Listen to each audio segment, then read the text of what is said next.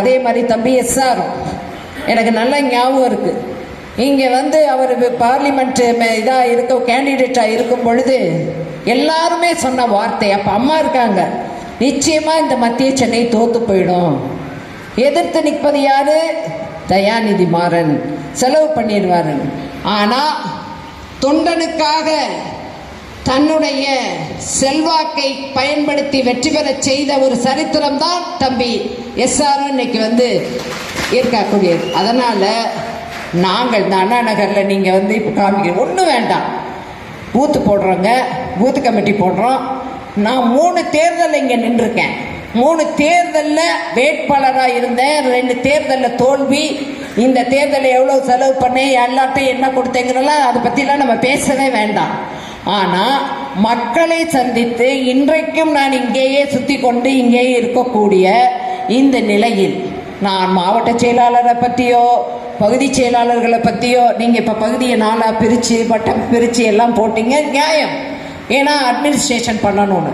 ஆனால் அண்ணனும் ஒரு மாவட்ட செயலாளர் தான். ஒரு பொறுப்பு போட்டால் அங்கே உள்ள தலைமை கழகத்திலே உள்ள நிர்வாகிகளை மரியாதை நிமித்தமாக பார்ப்பது என்பது ஒரு வழக்கம். ஆனால் வட்ட செயலாளர் கோகுலேந்திரா பார்த்தா பதவி போயிடும் நினைக்கக்கூடிய ஒன்றை நீங்கள் தயவு செய்து புரிந்து கொள்ள வேண்டும்.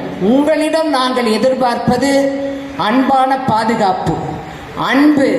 அதே போல எங்களுக்கு வேற எதுவுமே வேண்டாம். சீட்டு கொடுக்கணும்னு முடிவு பண்ணுறது அண்ணன் தான், பொதுச் செயலாளர் தான். அது எனக்கு நல்லா தெளிவாக தெரியும். அதை பற்றி நான் சீட்டுக்காகவோ இல்லை, எப்போ இருந்தாலும் வீட்டில் ஒரு மரியாதையும் அன்பையும் தான் எதிர்பார்ப்பார்கள்.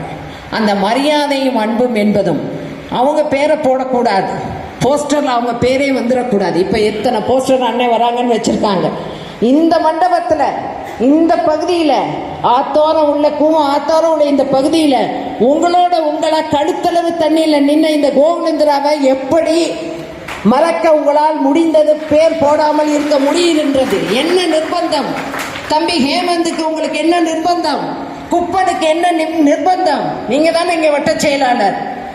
இதெல்லாம் எதற்காக கேட்கின்றேன் என்றால், அண்ணா நகர் வெற்றி பெற வேண்டும் என்று என்னை பார்த்து கும்பிடுறதுக்கோ என்னை பார்த்து பயப்படுறதுக்கோ யாருக்கும் அச்சம் வேண்டாம், யாருக்கும் எந்த நிர்பந்தமும் வேண்டாம்.